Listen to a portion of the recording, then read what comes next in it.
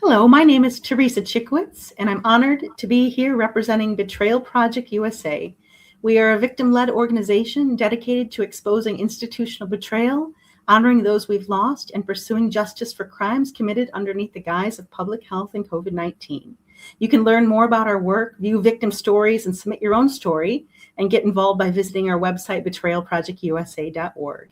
You can also follow us on Rumble and BitChute and X, or just by searching Betrayal Project USA or going to our website and linking to social media.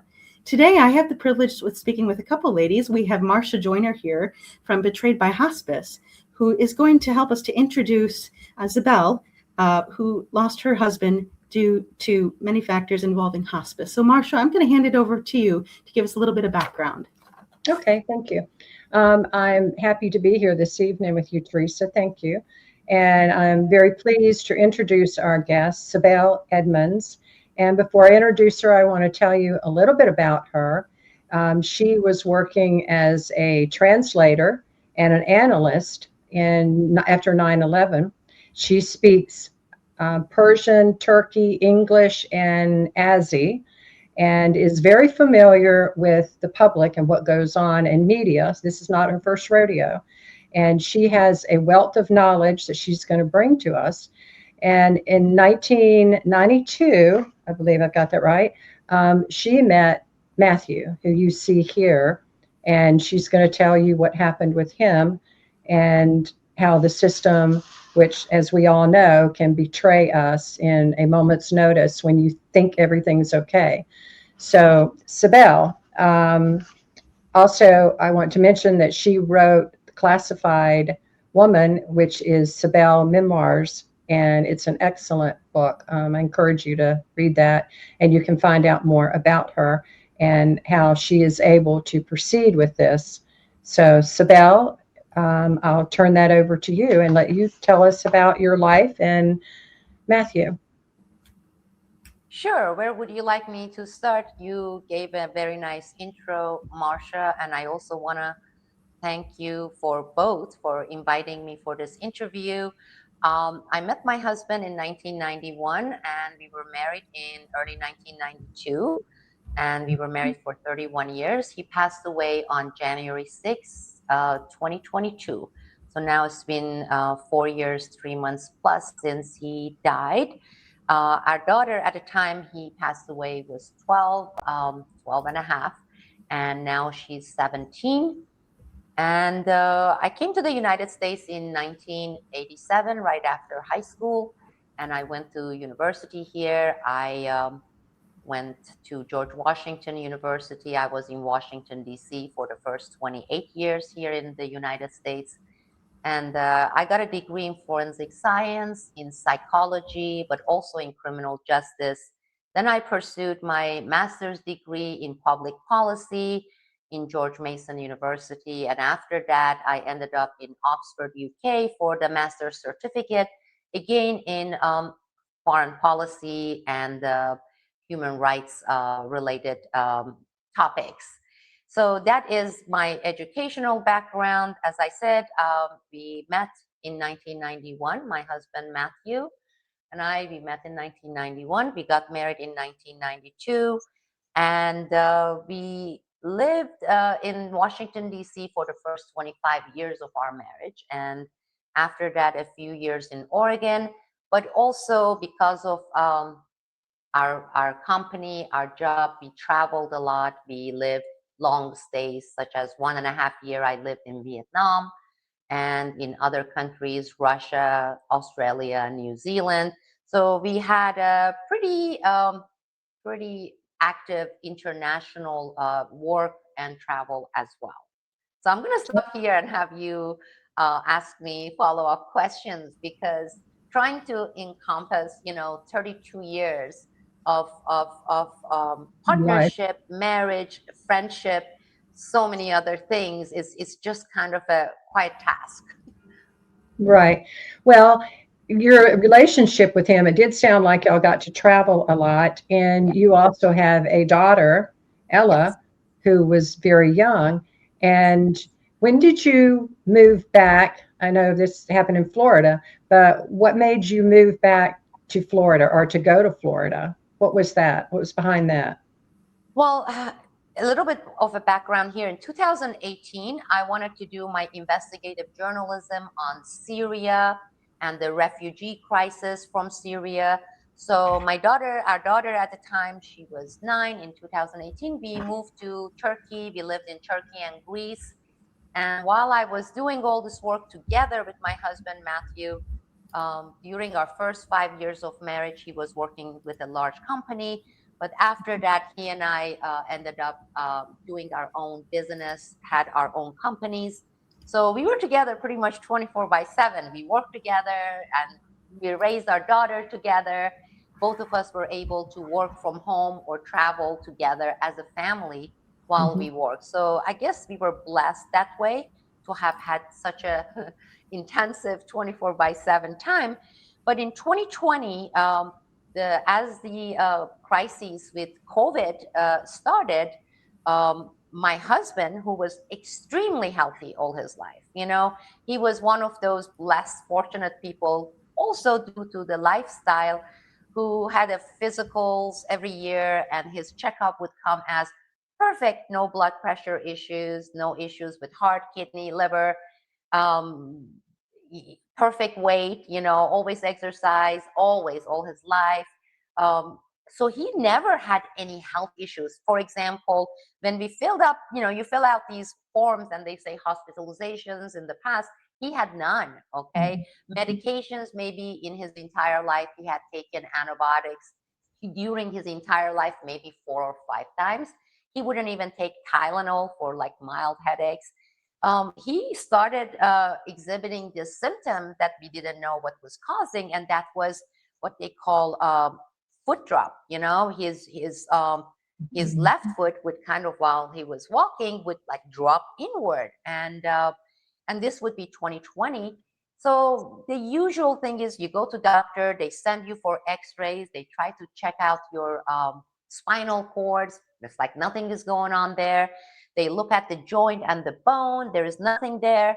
Then the next stage is let's do a scan of the brain, see if there's something happening, with the brain. Nothing in there. And as we are doing this overseas, of course, the COVID theater is escalating with all the crises, associated crises. And we couldn't get diagnosis of what was happening because it was getting worse. Then it started having issues with his knee and lower left leg.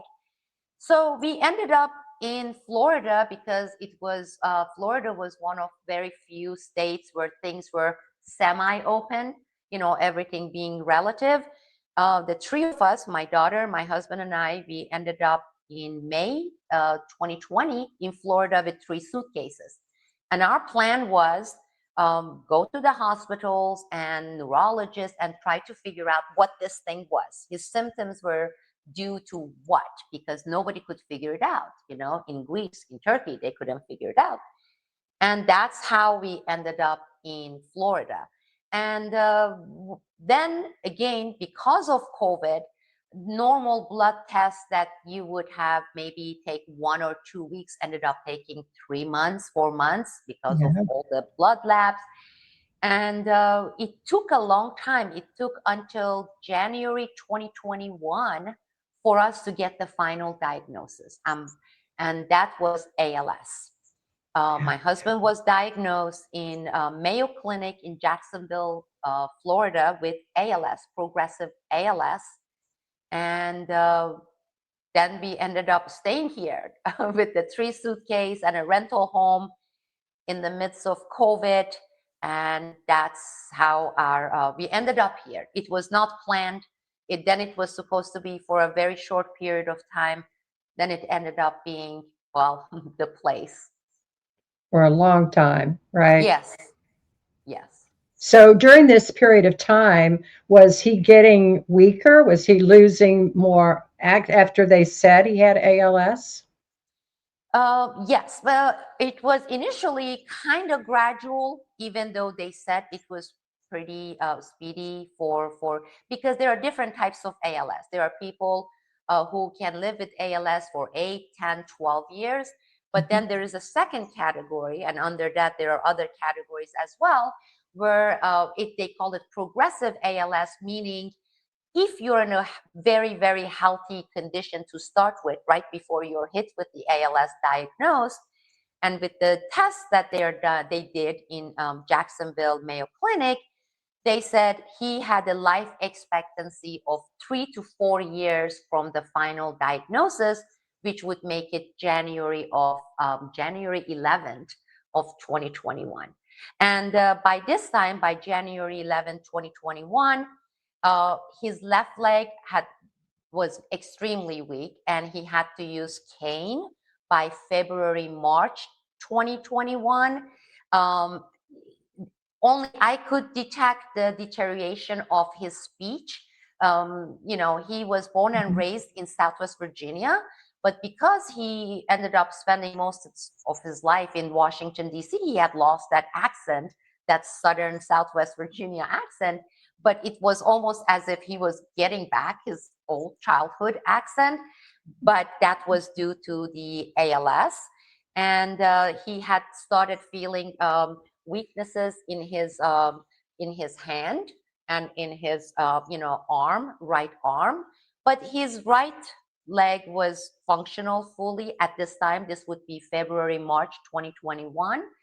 He drove, he basically did everything. He was not dependent on anybody. Right. And when we got the final diagnosis, we spent a lot of time as a family, he and I mostly, doing research on ALS. What is ALS? We joined many associations and forums online, and you connect with other people. Some of them are towards the end stage ALS, trying to see what this disease was like and what was awaiting, what was waiting for him. And getting ourselves as educated as possible. Right. And we enrolled with ALS associations related, connected ALS clinic here in Fort Myers, Florida. So that's where we were in March, April 2021, right after that final diagnosis. Okay. And then when it progressed and he actually got sick and had a respiratory infection, I think is what was the tailspin event. Yes, but a lot took place before that, because while he was still fully functional, we were told by his doctors, clinics, that we should start looking at, palliative care for down the road. That's how they put it. Mm-hmm. Because at this time he was not dependent, right? He was fully independent and functional. So this would be around February, March of 2021, to see who are the clinics or doctors or facilities that provided palliative care, so that down the road, when things got really bad, we would get the services and what it would take to get the services. And he was on Medicare because he was over 67. And so with that in mind, we connected we contacted this one of the places that advertised almost 24/7 on local channels and radios. It would actually pop up on our YouTubes, because YouTube knows where you are, what things you're researching, being ALS. And so we contacted this company that is set up as NGO. We said, we are interested in palliative care down the road when we need it. And immediately, 2 days later, they send us, this company, they send us a nurse, a very experienced nurse, who does the assessment to tell you what kind of palliative care or whatever they're going to provide you down the road, right? So that's how the miserable journey started for us before he started deteriorating. Because when this nurse came to our house from this company and did all the examination, he said, well, you have ALS, and ALS is a deadly disease, and you have been given less than 4 years, 3 to 4 years of life expectancy. But because of that, and because you're already on Medicare, we do not recommend palliative care down the road. We would suggest that you enroll with hospice because we have hospice care. And at that they've been told, you guys were told 3 to 4 years.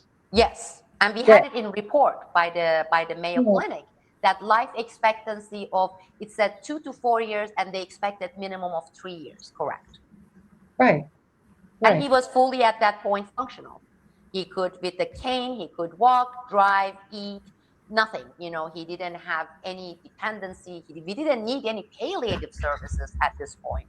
So this lady told us hospice, and immediately our reaction, especially mine, was hospice. That is for end of life, like the end stage. And I said, well, we are not at the hospice stage.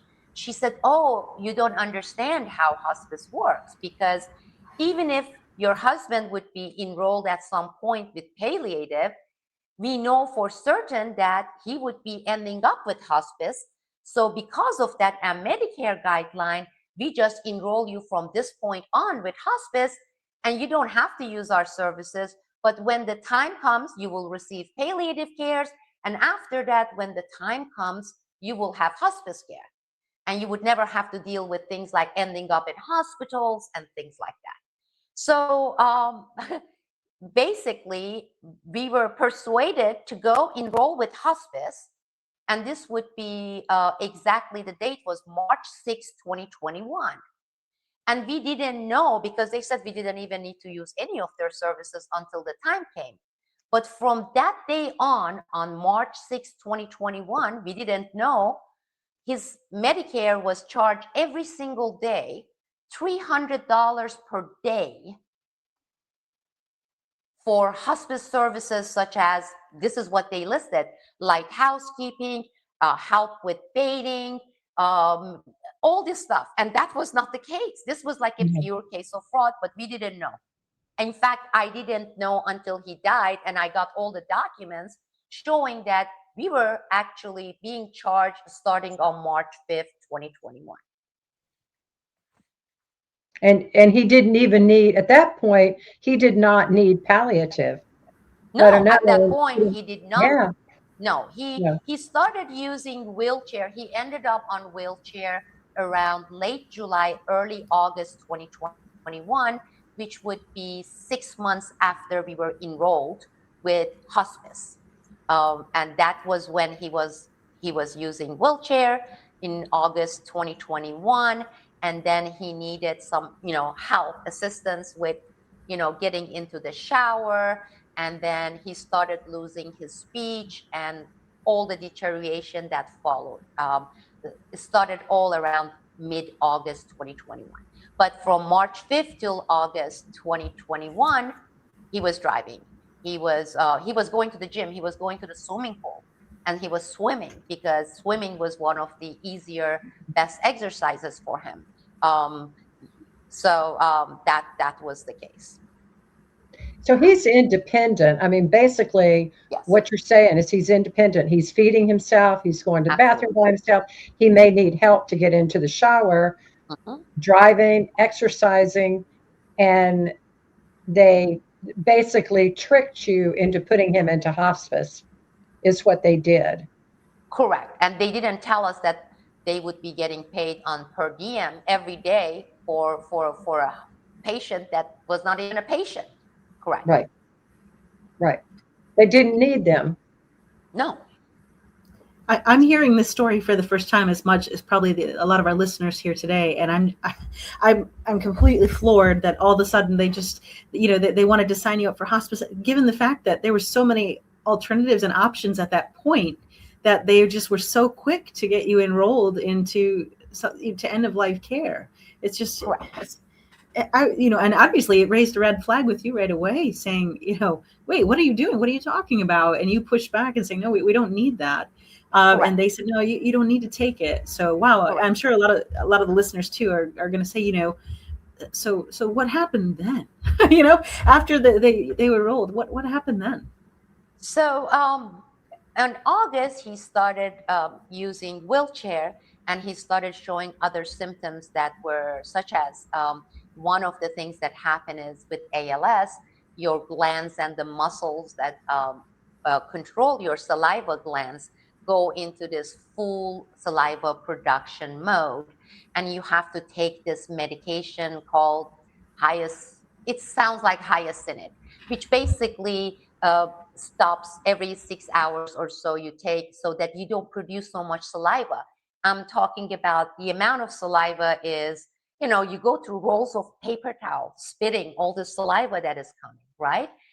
So that was the medication he was on. And with many, I would say 90% plus ALS patient cases, you don't experience pain. My husband never had any pain from his ALS. Once in a while, this is towards the end stage, which was not supposed to be the end stage, he would have some cramps, with his leg, the other leg that was dying, like he would have a little bit of cramp, and then he would kind of try to move it around with his hand because of the deterioration of the, your nervous system that controls your muscles, being assaulted by ALS, but he didn't have pain, okay? So pain was not one of the things he had. But what happened was then we asked for help from the hospice because we didn't use their services until this point.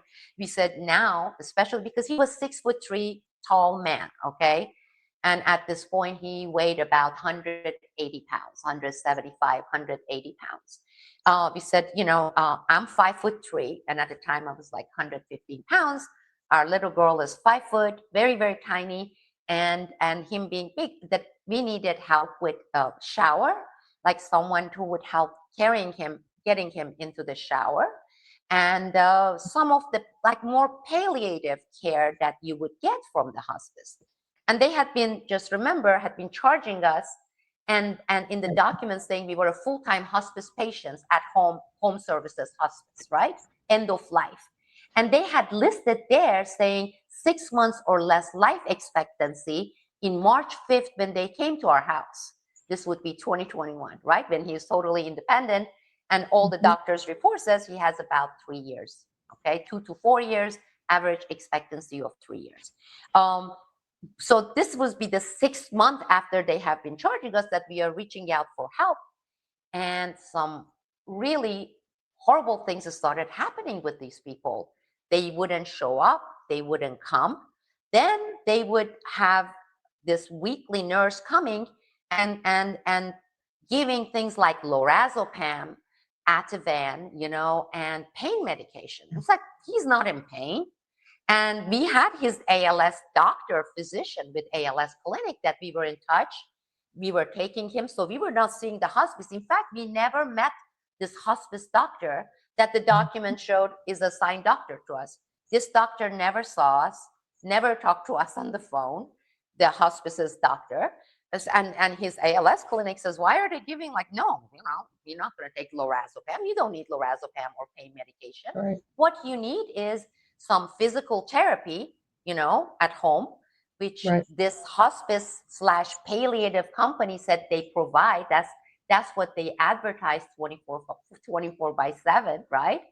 And which they didn't provide us, not once. And you need speech therapy to slow down the speech, which they advertise. They never provided, despite the fact that we called. All our phone calls and the stuff requests, they're all documented, by the way. These are by email, the phone records, etc. All they wanted to do was come once a week, do the blood pressure, and then say, no, you have to take this medication. But no, I don't have pain. Why do you want me to take this medication? So with the videos and things at home, my husband was trying to do himself physical therapy. For example, squeezing the ball, with your hand that you haven't lost, so that it would slow down the deterioration due to ALS. And the nurse from hospice reported it, and we had a hospice manager showing up in our house in October 2021, screaming, saying, we understand you're doing these physical therapy, and these are the things that you are not allowed to do because you are with your Medicare enrolled in hospice. And you are not allowed to do this at the stage that you are. You should be in bed taking morphine and this Ativan and Lorazepam.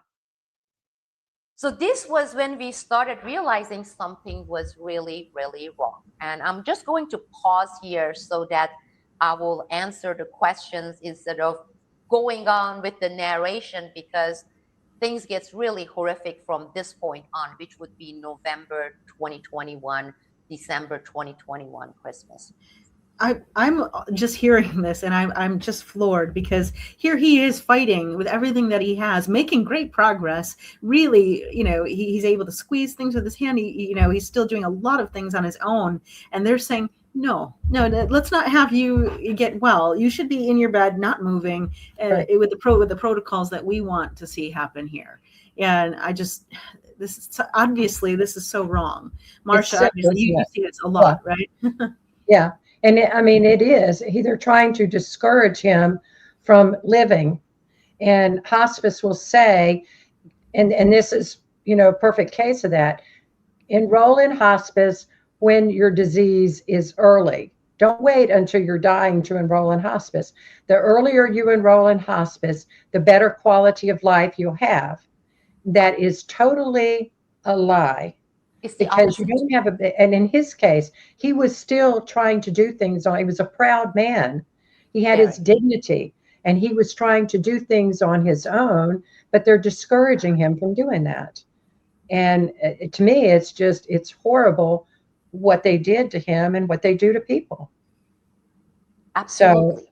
Absolutely. And it's and this manager who showed up, for example, they called him Darth Vader. Some of the nurses that later we met through this hospice, that the hospice company had brought him in, this man, to make sure that their profit is high, the expenses are lowered. He was the money guy who showed up and saying, and again, we will get to this point, because with many cases, people can allege things, they can exaggerate things. Because our case ended up with the police station and the autopsy and the court, we ended up subpoenaing, deposing all these documents. So everything that I'm narrating here is not per some heartbroken, grief-stricken woman, angry, and is alleging and exaggerating everything. We have close to 100 hours of depositions, right, on camera. And even though it is fast forwarding a little bit, the doctor from this hospice, right, during the deposition was asked why these horrible things were done. And she said, I don't know, but shows your signature. She's like, well, nobody told me about any of this stuff. I had no idea these things were happening. I had no idea that he needed IV. I had no idea. Like, we have that, for example, on video recorded during deposition under oath. So everything that I'm narrating today is 100% documented and backed by all the hundreds and hundreds of hours of documentation, depositions, getting all their documents, meaning this hospice companies, all the record keeping, all the notations, all the appointments, everything is documented.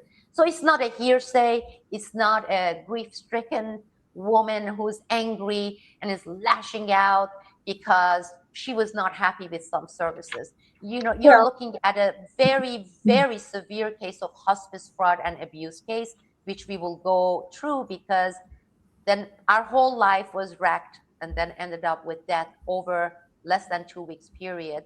That was absolutely hell. So can you go back and go to when that period is when you actually called 911 and took him into the hospital? Sure. And not because he was dying, but because he had a respiratory infection. And yeah, I think so this whole thing started in Christmas, unfortunately, right? Christmas, the jolly period, his favorite time of the year, our favorite time of the year. Around December 23rd, 24th, my husband, I told you about the saliva, okay? And it always came clear because I was his caregiver. I was his only caregiver. We were not receiving any care, any help, none of this from the hospice, not even help with shower, okay? These mucus and the saliva, for the first time, started showing some discoloration. It was not the crystal clear that it used to be, right? And he started having some fever, pointing out to infection, respiratory bronchitis possibility. So I called the hospice emergency services for a nurse saying my husband has infection. And those people who are familiar with ALS, they would know that the most dangerous thing for ALS, especially towards the late stage ALS person, is having pneumonia, because that is extremely dangerous. So everything needs to be done to prevent that. So I would be calling, and this happened during 3, 4, 5 days period of calling the hospice. The emergency nurse would come, and my husband at this point with the fever, right, and with this excess saliva and this upper respiratory infection, he was being very dehydrated. He couldn't swallow. He had his glands swollen. So we would ask the nurse, right, the fever and everything, there's an infection, we need antibiotic. And the hospice nurses would say, we are not allowed to give him antibiotics. Hospice is illegal to prescribe and give any antibiotics, right? He has infection. Well, don't you understand? This is what we were being told, that we can't give you anything that would cure. You're not supposed to use anything that would cure your terminal disease. And I would say, if antibiotics cured ALS, nobody would have ALS. This is for his bronchitis, right? They would not prescribe. Then his ALS doctor said, you need to ask for IV. They would say IV is considered curative. We would not give him IV. So they would come, they would leave 2 bottles of drops of morphine, and they put a higher dosage of Lorazepam and Ativan, and a higher dosage of this hyoscine for us, like, these are the only medication you can use, and stop calling us. And my husband didn't want to end up in hospital, you know, with all the COVID stuff, that all the horror stories. It's like, you know, and even though in Florida, this was at the end tail of the COVID protocol, no, he would be saying, no, I don't want to go to hospital because of all the horror stories of hospital. I had to call a very reputable company's private nurse to come and confirm that my husband had infection. And this nurse came, and she was very professional. Well, of course, it's very, very expensive. The doing through the private thing, because Medicare didn't pay for that particular company. The other ones, you couldn't even get them show up during that period, and said, oh my God, he has infection. This is like an upper respiratory. He needs antibiotics. He needs IV, and he needs the non-invasive ventilation to help with his breathing during this thing until his infection is under control. And so I said, this is what they told us. Hospice said we will not give, because it's forbidden by Medicare to prescribe antibiotics, to give IV or non-invasive ventilation. This nurse had a fit, said, what? And by the way, this nurse was also on the witness list, because everything I'm saying here is documented. She said, let me call this hospice. This is outrageous. Let me talk with the doctor there. So she made many calls. They wouldn't let her through to the doctor. And the manager told her that, no, it is against hospice policy to give IV or antibiotics or non-invasive. And the last emergency visit with the nurse from this hospice was the most horrific experience you could ever imagine. This nurse came, he didn't even take his temperature. At this point, my husband is like almost unconscious, right? He has lost consciousness. He was going in and out of consciousness. She said, you see this morphine? It says here, legally, we have to tell you, you give him every 6 or 8 hours, this many drops. I'm telling you, you can give him every 2, 3 hours. Whenever you see him like this, moan and uncomfortable, you give him this many drops of morphine, and stop calling hospice. I'm like, no, he needs to be inpatient with non-invasive, because he can't breathe. Can't you see? And at this point, I was looking at my husband. Our daughter is next to us. She's like, because I always respect my husband's wish, right? Because with ALS, you do not lose any of your mental functions, your brain functions. My husband was fully intact mentally, okay, fully lucid. We are begging him, my husband and I, that picture there, it's like 2 days before he ended up in hospital. This is during the time when the hospice nurses were coming. I said, honey, I beg you, please, we need to go to hospital. Let me dial 911. And at this point, my husband nodded, right?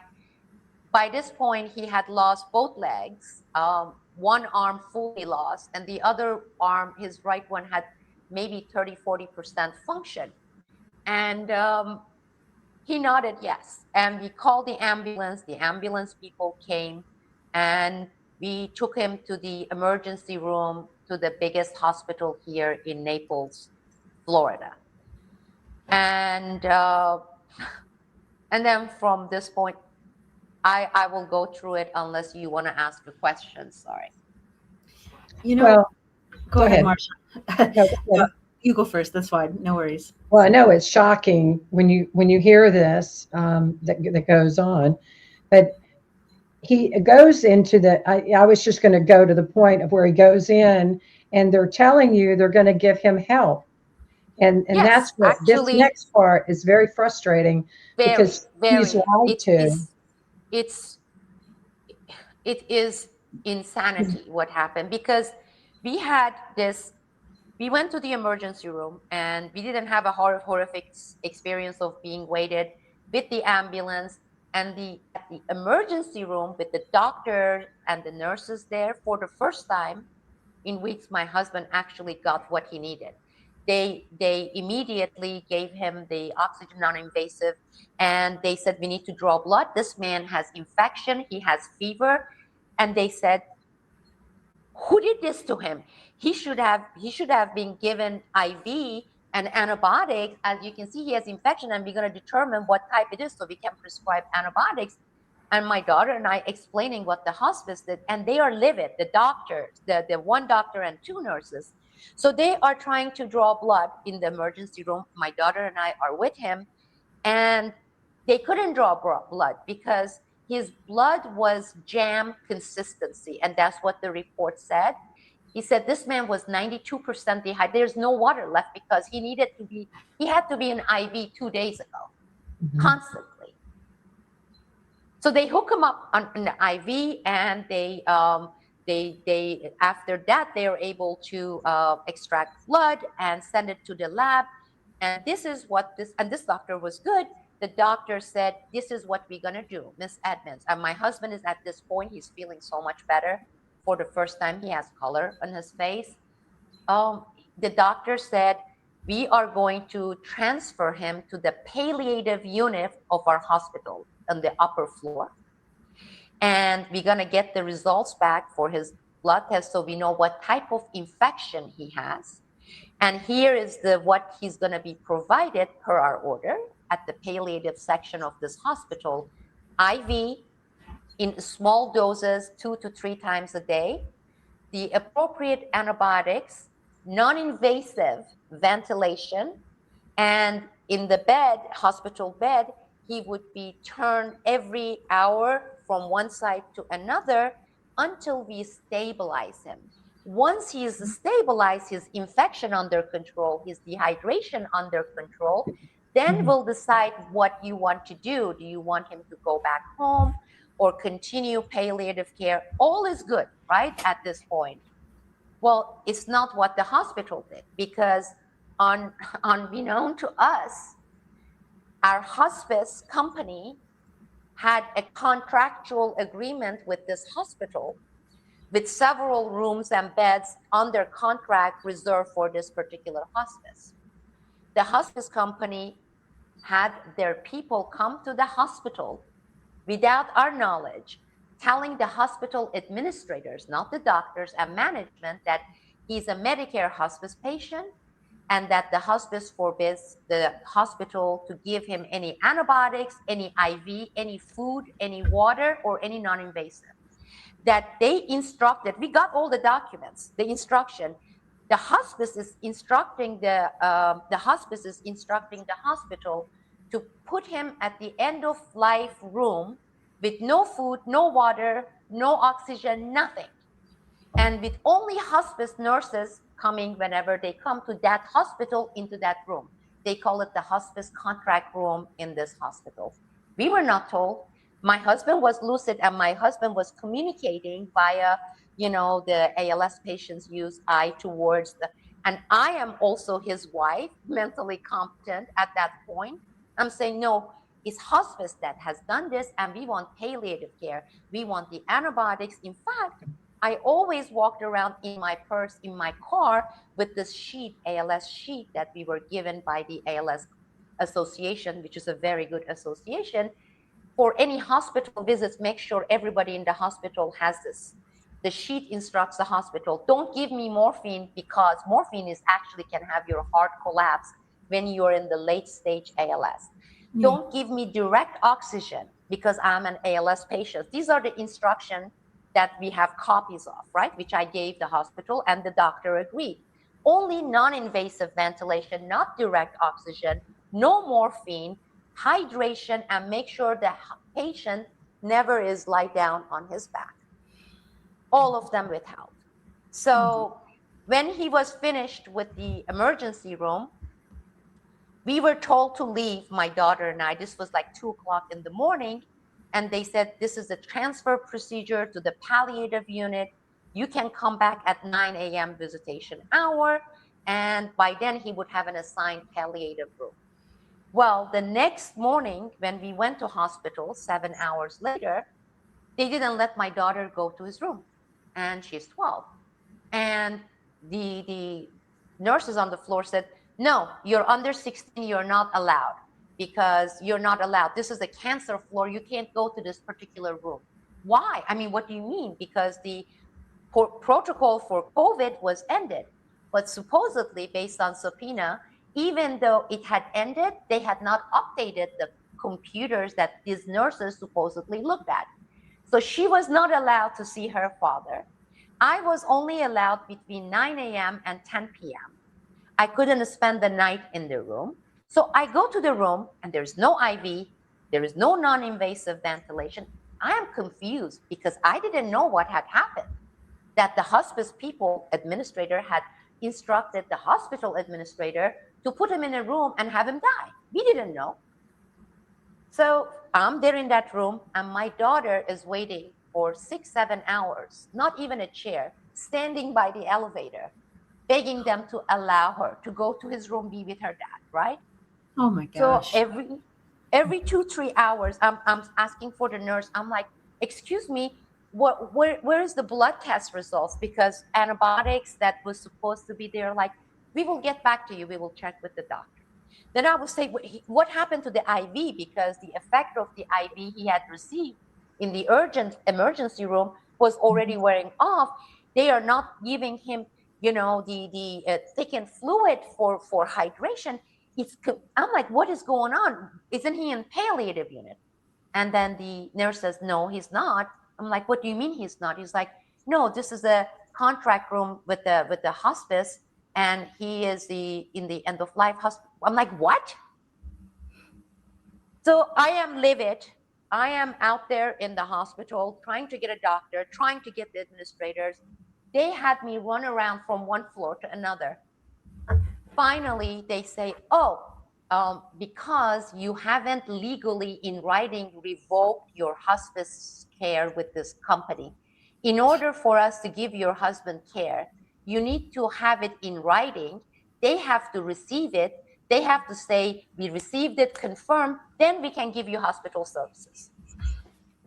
Oh. So I'm running around. I'm saying, where is the form? I need to give me the form. I need to do this. So I get the form. I fill it out. And there is a section there, right?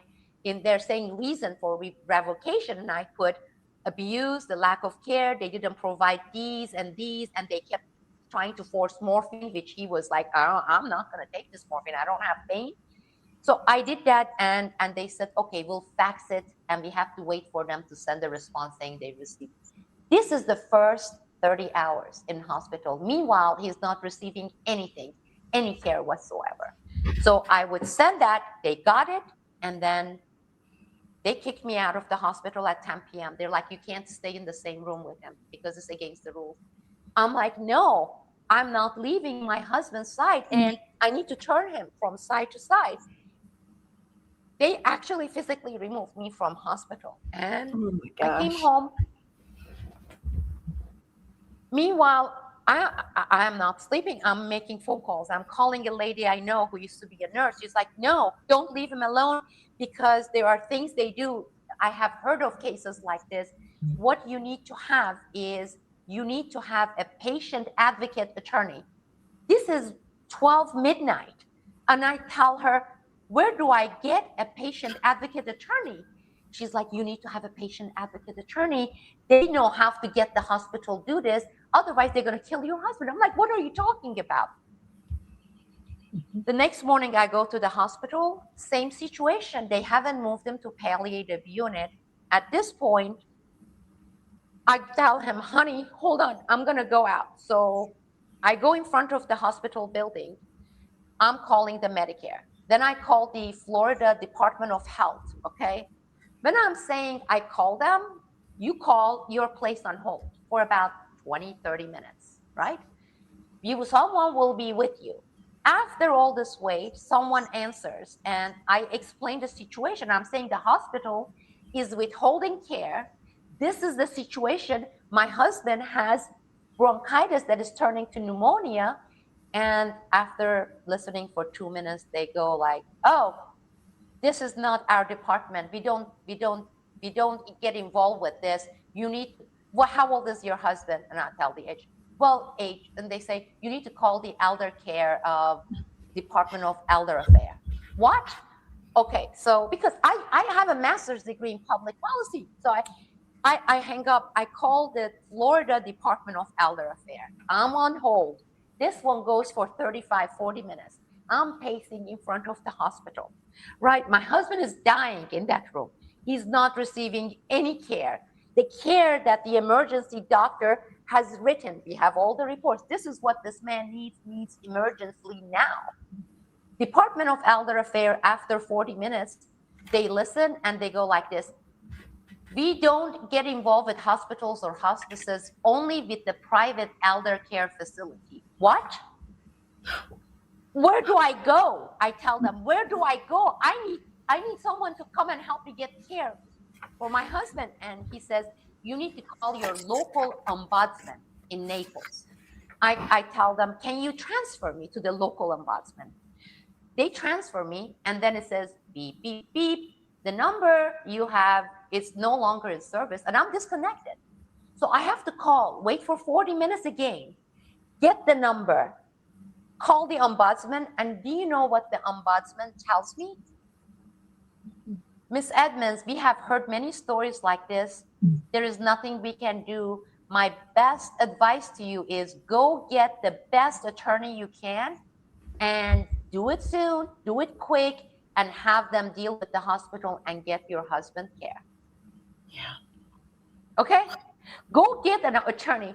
This is now 4:30 p.m., okay? This is on January 5th.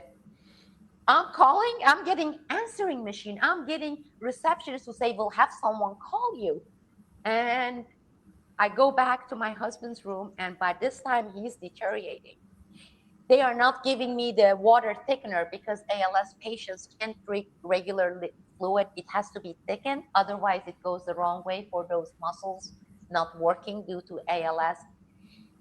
I go to CVS. I get another one of those jars of the fluid thickener. Yeah, I'm in a hospital. Can you believe I have to go to drugstore? They're not giving that to me.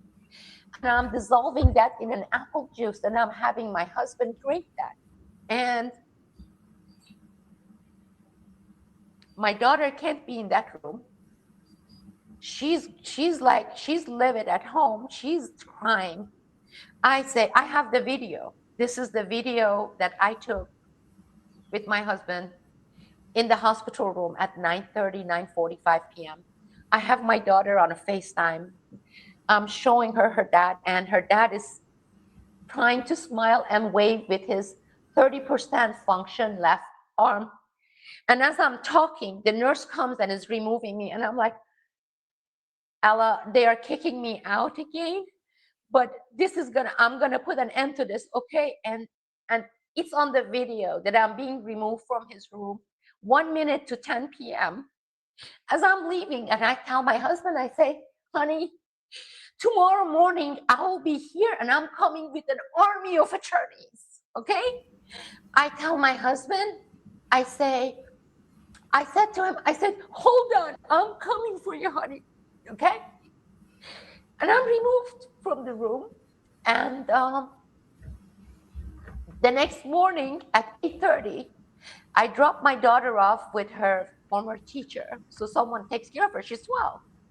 And I drive to these attorney's office who actually did when we moved to Florida, are updating our will, etc. And I explained the situation. As I'm explaining the situation, I have something like a seizure because I haven't slept for 3-4 days. I have been pacing and calling the Department of Elder Affairs and Department of Health and the Medicare. And I am covered with shingles, and I never had shingles in my life, I am like, I'm out, I'm a zombie. As I explained to him, I fainted there. They told me, the attorney said, they gave me tea with honey, and they're like, okay, listen to me. Can you drive? I'm like, yeah, I can. It's like, you go to your husband. We are sending you this attorney who is a patient advocate attorney who used to be a physician, a doctor, and later she got her law firm, law degree, so she knows how to deal with this. And by the way, the hospital you're dealing with, the name of the hospital is NCH in Naples, Florida.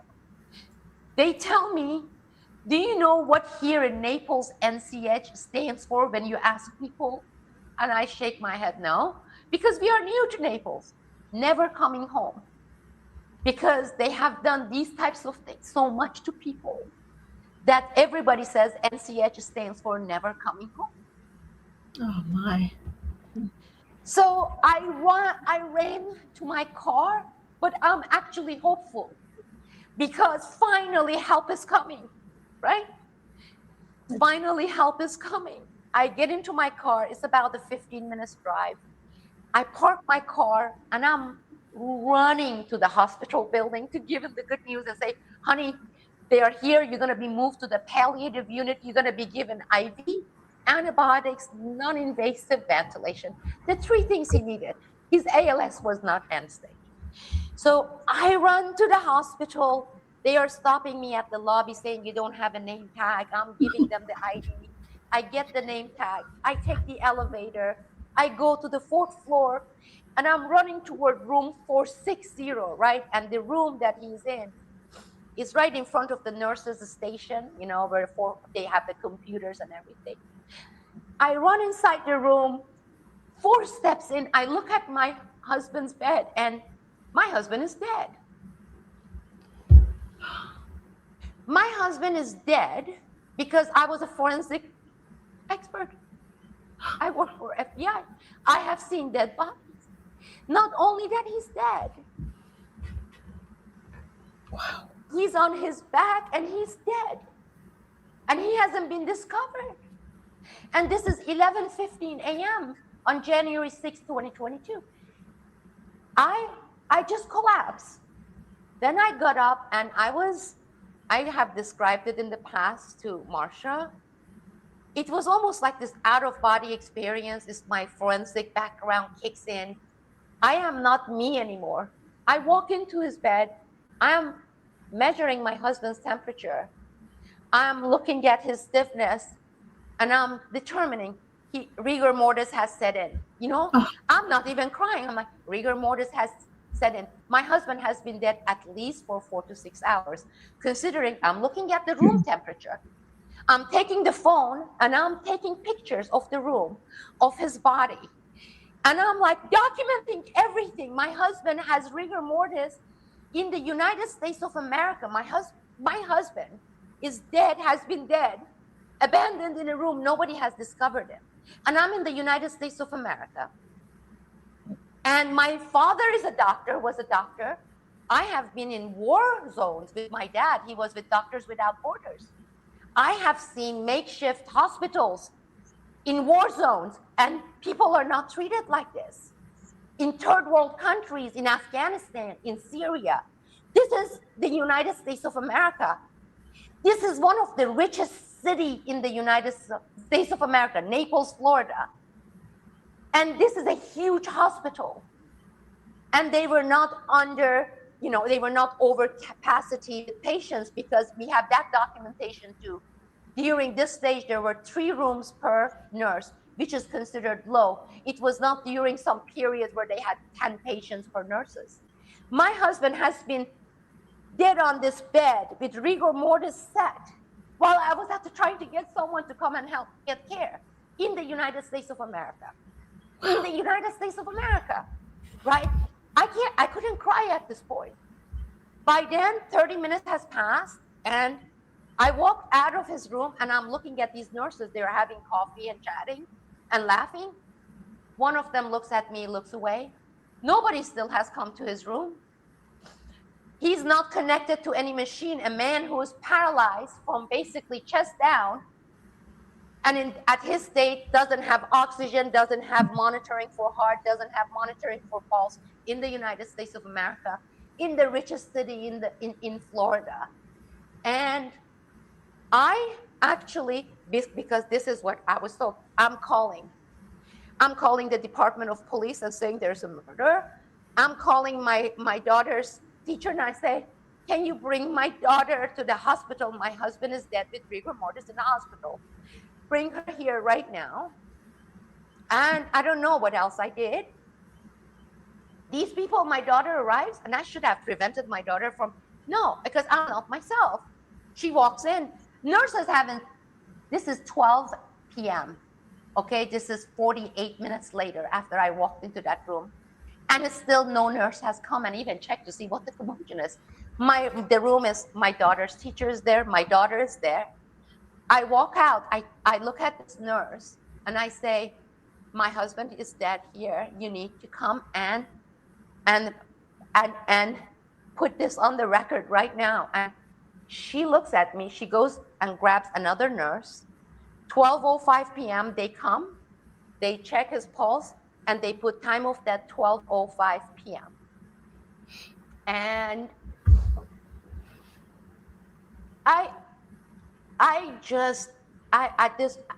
you have no idea.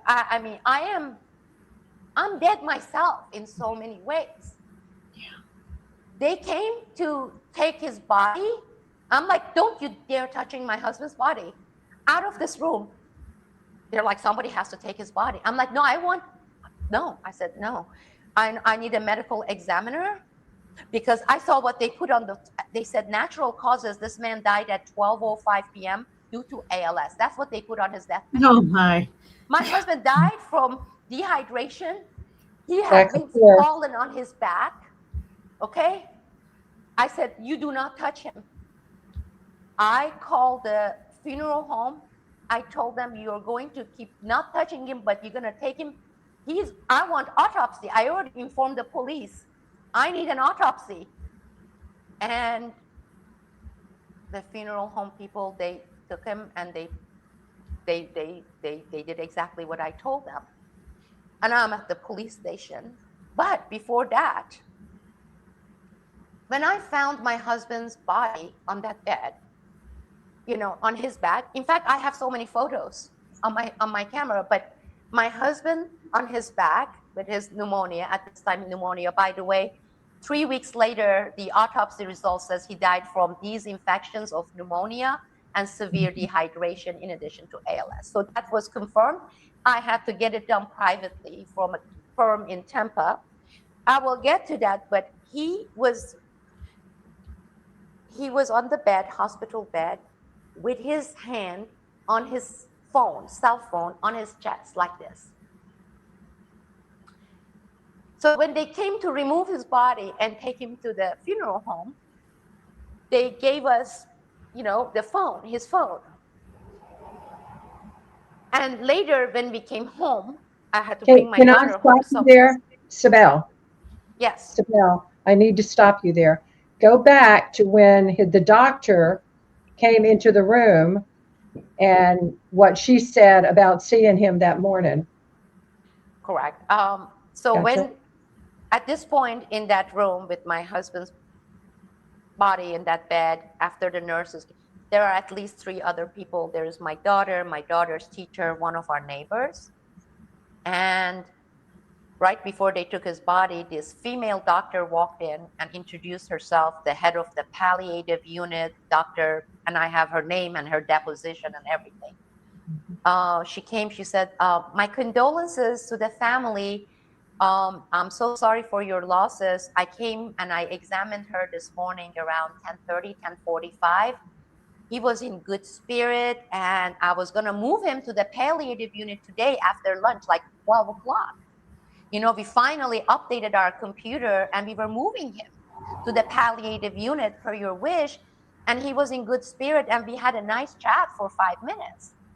And our friend there in that room, she looked at this doctor, and because I was out of I was out of it at that point. She said to the doctor, she said, "Did you speak with him?" And she said, "Yes. What a nice man." And we chatted for 5 minutes. My daughter's teacher said, "This man hasn't been able to speak for the past 4 months. He lost his speech in November. How could you have spoken with him?" She ran out of the room. Didn't say a word. She just turned around, ran out of the room.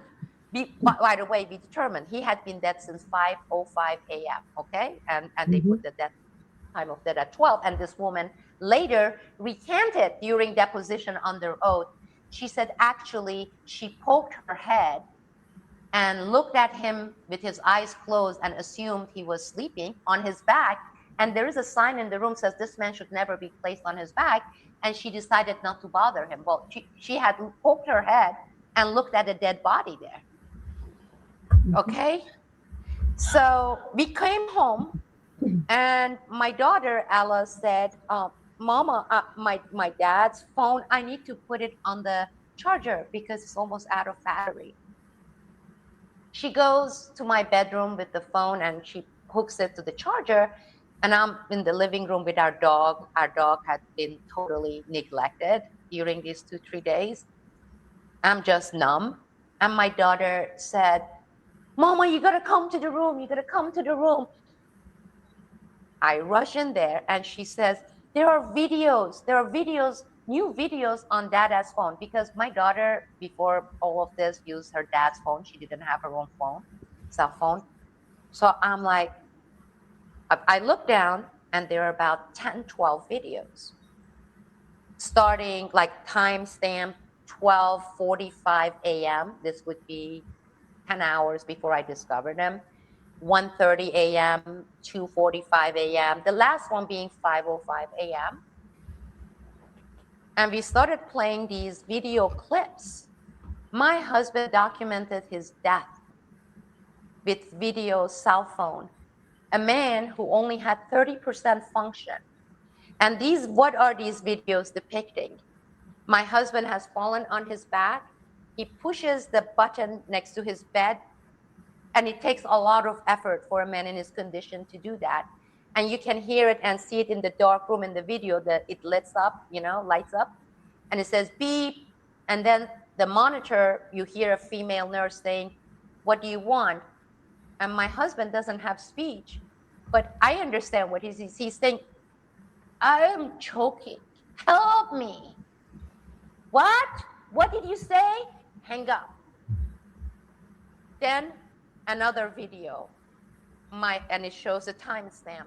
My husband begged for help, rang, hit that button, moaned, cried, begged, saying, I'm choking, help me, please.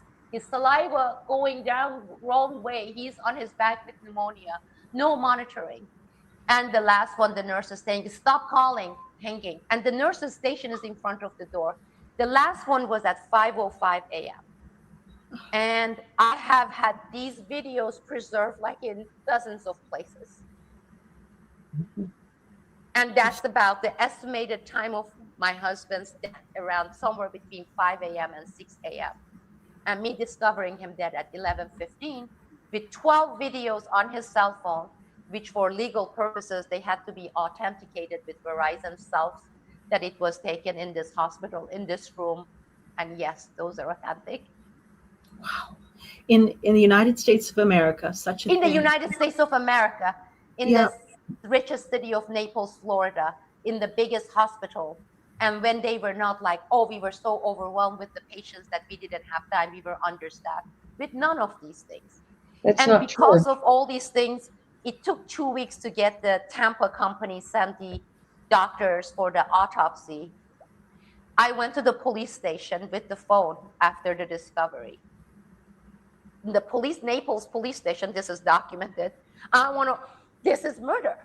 And the detective he's like, this is horrific. Can I have your phone? I'm like, I am not leaving this cell phone with you. I'm like, you can make a copy of it, but nobody's touching my husband's cell phone.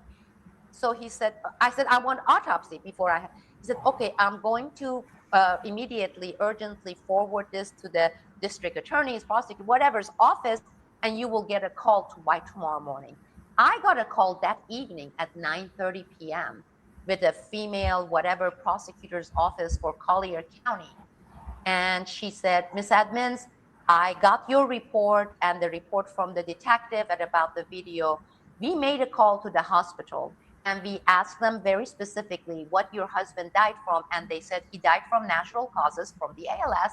And because of that, we will not take the case or perform autopsy. This is why I had to do my own autopsy. We had to go and hire our own firm, which confirmed it was pneumonia, and it identified the infections in his lung and the dehydration level. And they also, of course, listed ALS as well. But if you look at the hospital records, it says died from natural causes, ALS. And so from this point on, I lost about 32 pounds in a matter of 3-4 weeks. I was covered with shingles. I was diagnosed with a horrible case of PTSD.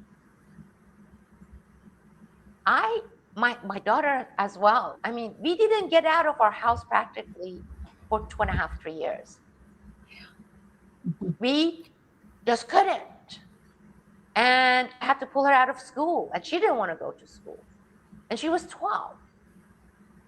And the only thing I could do during those 3.5 years, was homeschooling, taking care of my daughter, homeschooling her. We never got out of the house. And my daughter got her high school degree at 14. She got her AA degree at 16. And in 9 months, she's going to have her bachelor's degree from university here, and she's 17. I couldn't deal with anyone. I couldn't talk with anyone. In fact, it's been less than a year since I have started coming back into the world partially. And part of it had to do also with discovering Marsha, and then of course Liz's Facebook page with all the other victims, because with the lawsuit saying, the police is not doing criminal case. They're saying like, okay, this is a civil case. We'll address that later. I thought this was what happened to us, was this horrific aberration. It's a one-off case, which most people assume, right? Because this can't be, right? But as I started coming back to life, I started researching. This is a year ago. I'm like looking at the cases of hospice and hospitals, and then I came across, and this would be less than a week after Marsha's, or 2 weeks, Marsha Joyner's book was out. So Betrayed by Hospice and Healthcare. I'm like, well, that sounds like murder by hospice. And who is this person? Who is this Marsha woman? Who is this Marsha woman? So I'm reading, and I'm like, I got to get this book. Then I look at this Facebook page, because through Marsha's stuff, that Facebook page came, and I'm looking at that 5,000 people, members. I'm like, oh, this is what they've been doing. Right. So I dedicated myself on doing nothing but researching, writing, looking at the policies, looking at the cases, looking at the laws. And because of the legal case, learning so much about what happens and why it's not because of the laws, really. And it's the implementation of the laws, and it is dehumanized segment of society, and these people such as my husband who are either and or over 65, 67, or they have diseases such as ALS or Parkinson, and we are in this category that says your elimination by these institutions carry no penalty whatsoever. Right. And after I'm done with this sentence, I can go into do it as much as you want because I have all the statistics compiled, and through the legal thing, just with the law firms before I found one, at least 25, 30 law firms saying, I said, I want this case to be criminal, but they're saying only the civil court. They would tell me, Miss Edmonds, how old was your husband? This. What did he have? ALS. Sorry, we're not interested. I'm like, I have videos. I have photos. I have, and you know what they would say? They would say this. The only way the civil court would really look at any case is if, let's say, he was 45, he was making lots of money, and they can calculate and say, because of hospital killing him, you and your husband suffered loss of whatever, 15 years of $1 million. Otherwise, you carry nothing. Your husband never existed. There is nothing. There is nothing. Follow the money. It's all about Follow the money. money. And once you cease to be the earner, so they can put you in this formula saying this man was making $200,000 a year because they caused his life shortened, killed him. He lost 15 years of times, 15 years times, right? 200,000. Then you will win a civil case. Nothing will happen to the hospital. They have insurance. Their insurances are for tens of millions of dollars. Nothing will happen to hospice. Nothing will happen to anyone. But even for that monetary one, there is no law firm who would look at anyone with over 67, 68 with ALS or Parkinson. Okay? Yeah. And I keep arguing with these people, and I say, okay, look at our laws. All right? I'm a criminal justice person. So you have a couple, both of them have ALS, right? Someone breaks into their house and for robbery reason, and they see them, they kill both of them, rob them, get out. Those people get to be convicted for murder, and they go to jail for probably death penalty, killing two people or one person with ALS who was in that house, who was 83 years old or 89 years old, because the law doesn't distinguish saying, hey, criminal, killer, the person you killed was 20 years old, healthy man, so you get 10 years or 40 years in jail. But you killer, you killed someone with cancer or Parkinson's disease who is 90 years old, you get 1 year. There is no distinction such as this. That's right. Well, we are looking at the same kind of a murder cases. You're absolutely right. But who is implementing? Well, who carries weight? Okay. These insurance companies for these hospitals, they have a lot of weight. Okay. They are able to give hundreds of thousands of dollars for judges' elections. They give millions of dollars to your state representatives and to the US House, Congress, Senate and House. Same thing. These companies, for example, this hospice company is listed as an NGO 501c3 just for cosmetics, okay? They have so many other businesses under this umbrella. The CEO makes $500,000 a year, plus bonuses, plus insurance, plus all the other perks and the retirement. The doctor who never got to see my husband or many of these hospice patients, she's listed as $400,000 a year. So it's not like, oh, these are NGOs, these are a bunch of volunteers with none of those stuff. But these companies, whether hospitals, whether these hospices, they are the ones who carry weight because they give money to the people who are in charge of implementing the law, oversight and accountability. And if we don't address that and really have a movement, right? Because it is not like as I assume, oh, it's an aberration, it just happened to us.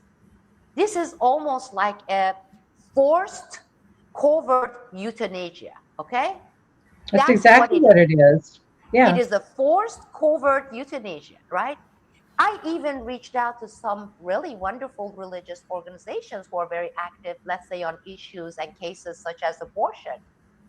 I'm like, look, you say this stuff with the fetus, but how about people who are over 67 and they have these diseases and they are being terminated and they are alive? Nobody wants to touch it because they are not cute. Because 67 plus years old with some sort of, disease like Parkinson or ALS or cancer, they don't look cute. Is that it? So they can't be placed on the brochure because they don't look cute. Yeah. It's criminal. This is the point. It is criminal. This is the criminal. And I'm just sitting here thinking, you've had your master's degree, you speak so many languages, you've had a background with the FBI, you've had a huge history of working for very important things. And you were put in the situation and you did everything to your power that, with your resources and your experience. Can you imagine somebody, that says, they have somebody with ALS who doesn't have half the experience or even a quarter of the experience? What hope do they have, in a system like this? You're absolutely right. And also I would add to that, despite having those, policy, masters in public policy, right? This is another proof that what it shows in theory, that is the law and the policy, and what the real story is on the ground, they are two totally different things. And for example, I had never, and I grew up in hospitals because of my father. My father raised me, right? When people tell you automatically, in order to get care and have them act, you need to go and hire an attorney, patient advocate attorney, that itself should raise flag, right? Yeah, it's people have this glamorous idea that the hospitals are their saving grace, that they're going to go there to get help, and it should be. This is this should be a place that you have care, people are looking after you, that you're going to be defended and given the best chance to fight whatever ailment is coming at you. And what we're finding is that no, it's the exact opposite. These people are doing deliberate things. All he needed was some water. You explained it, very simple asks, 3 things that he needed. I just to be sitting up, to be rolled that Matthew told Hospice. When the hospice person came, okay, that was a day we were cursed actually, because I didn't know anything about these hospice policies, right? They have charges for all the stuff and we were not even their patients, their record shows. This nurse said, well, Matthew, what are the 3 wishes you have, knowing you have ALS is terminal? What are the 3 things you want or you don't want, that wishes you have? And my husband, at this time, he's speaking, without any issues. He said, I want to die with my daughter and my wife, because I love them and they love me. I want to be with them when I die, okay? Number 2, he said, I don't want to die in hospital, okay?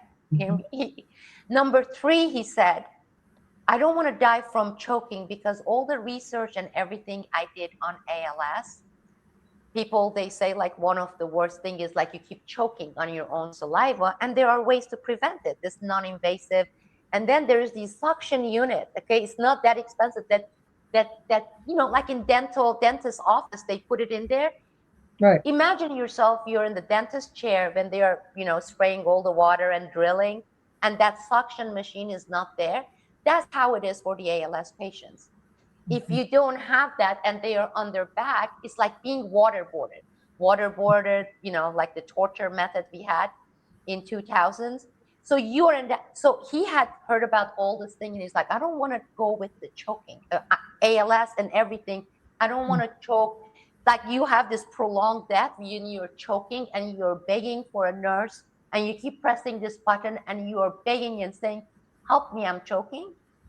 And my husband got exactly everything that he had. He was separated from his wife and his daughter. He couldn't even see his daughter. His daughter couldn't see him for the 3 days that he was in that hospital. He died in a hospital, alone, abandoned in a room, and he died from prolonged choking while he begged for help. So he left that cell phone, that video, you know, for my PTSD, which has been determined to be really severe, and a lot of things. It had my PTSD. I have not been responsive psychotherapy and everything. You know, I have been going through EMDR. It has been somewhat helpful. One of the things that came up during one of these therapy sessions was like, what keeps me on my feet? What keeps me going? Because my husband recorded that. I mean, he was married to a journalist, right? And he was my partner at work. And he counted on me to be his voice. And he always knew how much I valued everything has to be fact-based, evidence-based, proof-based, not hearsay. He's like, here, honey, you are my voice. I got you the evidence. They killed me. Right. This is how they murdered me. Go do the right thing. And doing the right thing is preventing others from going through this. Yeah. And for the past 1 year, I have been every single night going to bed, I'm trying to figure out how to accomplish it, how to make this happen. During my times when I'm doing better physically and emotionally, like Marsha knows, I sat down, I spent a month and a half, and I wrote 135-page the story of that, what happened, but like really documented with all the footnotes, with all the documentation, but in a story form. It threw me, like, you know, in terms of recovering from PTSD, there's no recovery really. You make progress, right? It's like I had taken, you know, maybe I had 1 or 2 steps forward in becoming better. I worked like crazy on this, but then I went 2 steps backwards because I was wrecked again, because you relive this whole thing all over again. It's like as if it was yesterday, right? But I accomplished that. I have boxes, legal boxes of all the depositions, all the documentations, all the emails, all the phone calls to Department of Elder Affairs. Before that, like I was getting ahead of it, right? It didn't work, right? All of that, I have done that. Then I sat down and I prepared this thing saying, how many people have their murder documented by video? I have that. I mean, that's powerful, right? Wow. Have it preserved. I have that. I'm like documentary, something like an interview documentary combined, because other than the judge, you know what the judge said in the court? That's why our case didn't move forward. We had a jury of, 6 people per law for civil cases here. After the judge in his camera reviewed the documentation of his death by him, he said, I won't allow you to show this evidence to the jury. Your Honor, this is our case. Like, it shows what they did to him. You know what the judge said? The judge said it will be so disturbing and emotional disturbance for the jury to see such a thing. Well, that's what they did to my husband. So the facts are prohibited to be brought into the court, right? because it might influence the jury's decision. The facts might influence it. It's incredible. So the attorney says, Judge, imagine these people walk in with their guns into a 7-Eleven, and the 7-Eleven has a camera, and they gun down a few people and they rob the store.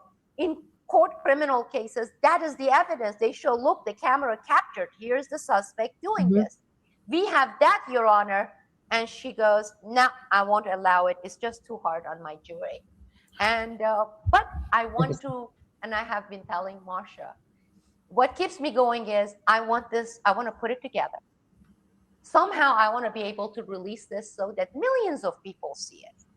The story with the videos, with the photos, with all the documentation, because that is a rarity. And then say, a lot of people feeling, oh, well, that is rare. First of all, to show that it's not rare. Second of all, when people ask me, who would be the exact audience, I tell them everyone everyone is a target audience, whether it's because they have a mother that this can happen to, or a brother, or a husband, or a wife, or a sister. This can, and it's happening. It is happening in tens of thousands. If Liz Eisner's Facebook page, people like me finding out because I found Marsha, if 6,000 of us found it, there are tens of thousands who don't know we exist. That's right. Very much so. It's our job, and I'm very happy to say just a couple things to you now, and for our listeners who are hearing this. And the story, it hits home in so many ways. So many people can relate to this because how many times have we felt that we have no help, and this is not the way it needs to be. But the positive light is that you found the right place now, and we're very happy. Actually, one question I have for you before I get to that point is, I don't know if you're aware that this coming week is actually National Crime Victims' Rights Awareness Week. And so our organization, Betrayal Project USA, is working with these government institutions who put on this national movement that was founded by President Reagan to make sure that the victims have rights to help hold accountable their situation. So what would you say to that organization about what would you ask for them, or what would you say to them to have them take a look at your case and see what they can do to help get this to everybody? I would say we need to do, in order to pass law, this is one of the first things you learn in public policy. You have to show it that this is a real issue, and it won't happen with us 5,000 and everything. This is why I want to put this thing and expose millions of people seeing this. Mm-hmm. Okay? That is our first step, that we exist. That's where it starts. And the second issue is that it's not about lack of laws. As you said, it's murder. Right. It's implementation of these laws that are missing in action. And so I would say I'm here. This is the reason I continue to live. Okay, I'm ready to dedicate all my time every single day until I do what my husband wanted me to do, to be his voice, other victims' voice, and use this evidence and show the Americans, at least here in the United States, because we are here, this is what is being done to your loved ones. Excuse me, my battery is low. In order for me to put my charger there, I have to take my microphone. That's okay. That's okay. I'll just pull up a few things here while you're talking to do that. And just some of I think I'll talk a little bit about just the Betrayal Project USA and what we're forming that might bring some comfort for the people who are listening to this. That would be great. Fantastic. Yeah, we're forming a national advocacy network. One of the biggest things that Sibel had mentioned was that she had saw all these different avenues for trying to receive help. She had went to several lawyers. She had went to the various agencies that she was supposed to get help from. She even had to leave the hospital to get on care for her husband for thickening. There was no advocates. So what we're forming is an advocacy network of all the different groups who have evidence, who have stories such as this, to be able to help each other, to find and connect people quicker. I have a great feeling if Sibel was able to get help quicker, that we could have helped her husband today. He could be with us today, perhaps. And that was really missing, is that she was left alone in this hospital, in this situation. And so the Advocacy Network, and if anybody has a group similar to this and would like to connect with us, we're asking them to email us, to get in touch with us, to see how we can all work together, because one voice isn't enough. We all need to band together. We know in the cases of COVID that there were 1.6 million deaths, which were similar to, in many ways, to what Sibel had mentioned today. And Marsha, maybe you want to talk a little bit about what's happening that you're seeing in the hospice world as well. Well, and I think we're running kind of even on numbers, getting ready for, next week is, 1.6 million people have been killed in the hospice environment. And like Sibel was saying earlier, she went to the ombudsman, she went to attorneys, She called, the health department there in Florida. She went to the sheriff's office, and she's right. There is no accountability. And I think with what we're doing with the Betrayal Project USA and getting the different advocacy groups together, that we're trying to do, recognition is the first step. They have to recognize that there was a crime committed, and murder is a crime. It's the biggest crime there is. And the fraud that they're talking about now in California about the hospice fraud, that's just a tip of an iceberg. That's money. That's not humanity. And what we are interested in is the humans that were murdered. And that's what's important to us. And that's why we band together to try to save humanity. So and you said it first, Marcia, you said, justice begins with recognition. And Sibel, that was the one thing I wanted to make sure of, is that, in the case of your husband, we need to recognize that he was murdered. You said it right in the hospital. He was murdered. And so so what we're asking the Crime Week, National Crime Week, is to acknowledge that there are medical crimes that need to be accounted for. We need to be recognized. And so, Sibel, I might ask you, kind of taking a step back, what we would recommend for everybody that's watching this video, for somebody at home who might be actually going through it yourself. Maybe they experience the same thing. What do you want to tell them? What should they do? Well, one of the most important things, and I believe we have done that, but I think it's important, not that it has delivered any really real results, document everything from the beginning. Documentation is extremely important. Number two, I mean, if I tell you, there are things I learned, for example, during this whole things happening to me that I didn't know. For example, they asked us to sign a DNR, right? The DNR do not resuscitate. And it's our understanding, and that is everybody's understanding, that means if I die, for example, don't resuscitate me, correct? Exactly. Won't believe what I would have happened. understood it to be. Yes. So this hospice, for example, and the hospital, they brought their own expert doctor to testify, right, against our case. And this doctor 5 times looked at the jury, okay, and the judge, and said, this man had ALS. He was going to die anyway, okay? He was at the later stage ALS, so anyway being 2 years down the road. But the other thing I want to emphasize as a doctor, this man had a DNR in place, meaning we couldn't have intervened while he was choking because he had a DNR. It's like DNR is do not resuscitate. DNR is not watch me there choke to death, kill me, and say he had a DNR. But the way the doctors and hospitals and hospices use the DNR is that it's supposed to be actually something that someone has a right to have and do. That just shows how these people to what length they go to. It was at that point I just wanted to jump, and I was like, my dad was a doctor. You're supposed to be taking this Hippocratic oath. Obviously, you didn't take yours. Do not resuscitate. But you get so many people in the jury, they're nodding, saying, oh yeah, well, he didn't want to be helped. He didn't want to be revived. That doesn't mean you let him choke to death and starve to death and die from thirst. Wow. Yes. And that you don't give any care. This is how they use things against you. And the other thing, like they were refusing morphine against us, which was, again, saying morphine would have comforted him. And he and his wife, and the way this nurse pointed at me and said, we would be offering morphines, and they kept refusing it. And if you look at the studies, it would show how much the morphine would have helped them. It would have. It's just mind-boggling. It's mind-boggling.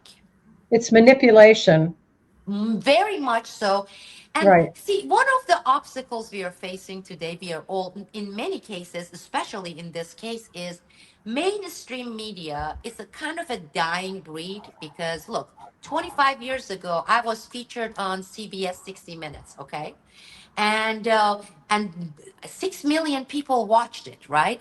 Those news organizations, with the birth of internet, social media, alternative media, TikTok and all that, they have been shrinking, shrinking, shrinking, being so they no longer take on, they don't put aside budgets for cases like this to expose the expose that you get millions of Americans outraged saying, then you're going to get some stuff done. Because same thing with Congress.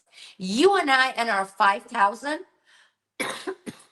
believe me, we have done it. I, together with whistleblowers from, these are veterans from military, intelligence, DIA, I passed the law, and you can see that. It says Penn Newman Awards, and then you have Congress thanking me passing this whistleblower protection law, okay?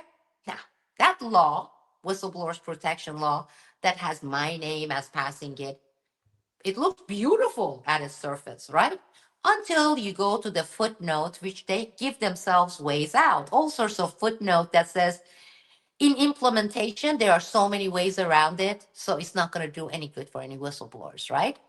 Same thing with these. So you're going to look at it, prevention. I met this group who are part of this thing that this guy in Ohio started. It's called Esther's Law. Are you familiar with that? Actors Law? Esther's Law is based his mother's name. His mother was in elder care facility, and when he visited her, he noticed some bruises and some things on her.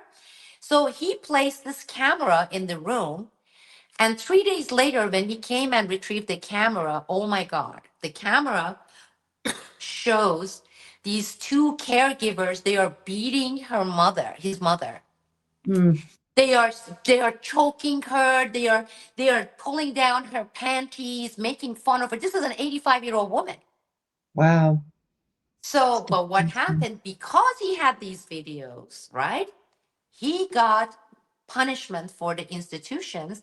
Not only that, then he advocated and had Ohio, because it's each state doing it, excuse me, Esther's Law. They call it Esther's Law because of his mother's Esther, who died that way.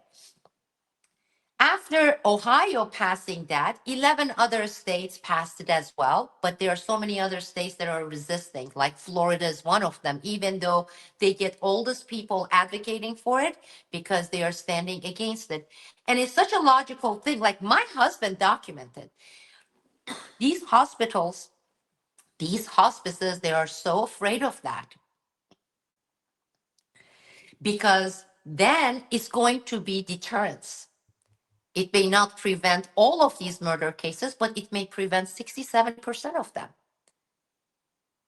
Well, the only thing with hospice is they've kind of been given carte blanche to give morphine, Ativan, Haldol. I think they're encouraged. They're encouraged. Yes, I they're believe they're encouraged. encouraged. And the problem is like the Beers list says, don't give that to anybody over 65. Don't combine those drugs because it can cause coma and death. But in hospice, it is okay. And what does that say? That says that the intent when you were in hospice is to hasten your death, Yes. aka murder you. It's money. And You're get away burden on with the it. system. You're burden on the system. And are you familiar with eugenics? Yes. And this is a very much so proof of some of it being alive, meaning, Sure. these people, as the same thing with the course, is exactly the same thing. You are older, meaning you're in that elder category, even if you're over 67, 68, which all of us, this is why I say it involves all Americans, because every one of you, pretty much, if you're fortunate enough, you're going to get to see 67 plus, right? You are no longer income earners. You're withdrawing Social Security. And on top of it, if you are inflicted with these costly diseases, right? Mhm. Right? Whether it's a cancer, whether it's Parkinson, whether it's ALS, whether it's MS is, and you have what, trillions of dollars in deficit, right? With all the government shutdown. How do we lighten things up on the system? you get rid of them. You treat them like, garbage disposal. You put these garbages. I'm sorry, that's how they view it. That's It's exactly not like a right. human being. To Yeah. them, it's a number. You represent $20,000 burden on the system. Go. Yeah. Well, you're considered a useless feeder Yeah, because you are not contributing to society. that's right. So you can That's right. go. And they Absolutely. actually want you to go because you're taking money. Yes. Yes. Although you paid that money 100%. in, people But pay if you in for look at that. the demographics, and to me, this is one of the most frustrating things because Florida is, Florida is famous. It's the land of retirees, right? And Yeah. Florida has one of the worst laws in these. There is no other state but Florida that has a free kill act. You know what free kill act is? Look Kind it of up. like the PrEP Act. Free kill act. It has a number, 1480. Just put it on Google. Florida is only state which has the largest number of retirees, people over 65. It says if hospital kills you, right? We are talking murder, hospice, or elder care facility. No, if you don't have children under 25, or if your husband or wife has preceded you, your spouse, nobody can come and seek justice for you, whether in civil courts or in criminal courts, bringing a case. Which basically, a lot of people who are in their 70s, their kids are over 25, right? So they can't go and complain and sue. And so a lot of people have lost a spouse. So if you're a widower, and your children are already in their 30s and they do something to you, they kill you, murder you, you have no right to go to the court because you're not, they call it free kill act, meaning you get so many people that they can get killed by hospices, by hospitals, and nobody can come and seek justice in court, civil court, anywhere. Can you imagine that? And of all the states in the country, this is the only state that has that, Florida. Wow. Every year you get thousands of people. It should be millions because look at the demographics here. They protest, they put all the stuff, and they say stop the free kill act. They campaign for the legislation here, legislative no, in Florida. They actually 74% of them voted yes, let's eliminate this law, right? Last minute, after it passed that it should be eliminated, we had a governor who stepped in and said, I want to veto it. And the governor has the right to veto it. So 2/3 of the Congress right here, legislators, they said, yeah, this is ridiculous. We shouldn't have something like that. That's ludicrous. But even after passing it, the governor, you know why? Because the insurance companies, the hospitals, these facilities, these Mhm. hospices, these are the businesses that are to gather billions, Give them the tens of money. billions of dollars. Hmm. Yeah. Who am I? Who are you, Marsha? Who are like, we get several, and then we are scattered across the country as well, right? And with that, I just want to put in some breaking news kind of a thing for you because I have been doing my journalism as well. We were all, me, like many of you, I was clapping saying, I love what Robert Kennedy Jr. is doing, RFK Jr. doing by going after hospices for accountability, Hmm. right? Right. Well, I just found out, and this is from insiders, people who don't want to come out blow the whistle. They only are doing it to a very select, less than 5 states, whose governor and governments, state governments, are not friendly to the administration. California is one of them.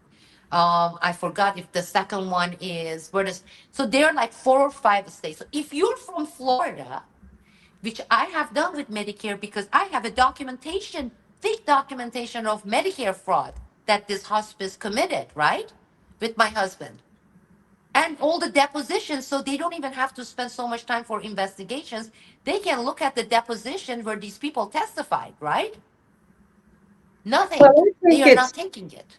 I think it's going to hit all of them. I think right now, they're just concentrating in California, but I know that they've also been concentrating in Texas.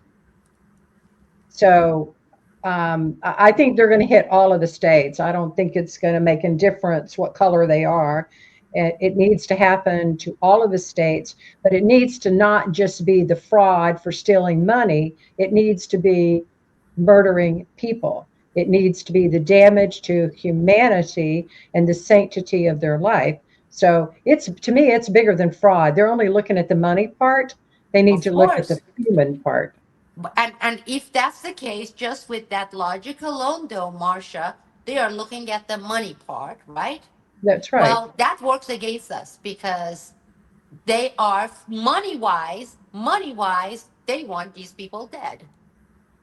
They don't have any incentive. I mean, if right now we said, show me one incentive for the government, one incentive for the government to prevent these or bring such punishment that works as a deterrence. That's the incentive that we need to find, and we don't have it right now. We are not Exactly. giving them lots of money. You're not Adelson. You're not giving $1 billion a year to these people, the candidates, so they owe you a favor. So that's out the door. There is no mainstream media making it a public policy issue, right? Enough outraged people. That's out the door. So that leaves the other one, and as money is out, that is out. What is the incentive? And especially for Social Security, today they are talking about eliminating it, reducing Social Security, right? They are in bed. They are in bed with the people who are implementing it because they are not committing it, but hey, it's a positive externality in some ways for them. Another good example, disability, right? On average, let's say you are really disabled, takes 3 to 5 years for it to be approved. I mean, that's insane. I mean, if I have some saving, maybe I can last 3 to 5 years. People who have become really totally disabled, why should it take 3 to 5 years? How are they going to eat? How are they going to pay their rent if they are disabled and it takes 3 to 5 years? It's exactly the same reason. It's the money incentive. It is the Well, money. It all boils down to and money. that's always it. We It always is. say to follow the money. So, but because you've made some strides. You're working on doing, the documentary, which is good, and that's helpful for you. So, moving But why would it forward, be helpful for me? That's the whole well, thing. for everybody, yeah, for Right. everybody, But the whole thing is you can't make the documentary or having a mainstream media cover this thing if you don't have this organizational weight behind it, right? right? And we Well, don't I think have that's that. what Betrayal Project, USA is working towards, that one goal and reaching out to other people and trying to get other organizations And that's to, great. join us, for us to have that. So that's Yeah, what, one voice cannot do it alone. One story, your story has everything that it needs to get it to the courts. Why can't all of our cases get to the courts? We need to band together and get some clout, as you mentioned. We need this to get to somebody who can actually make impactful changes. It's not just right, telling our stories. We want change. We want right. accountability for your husband who should not have been murdered in a hospital.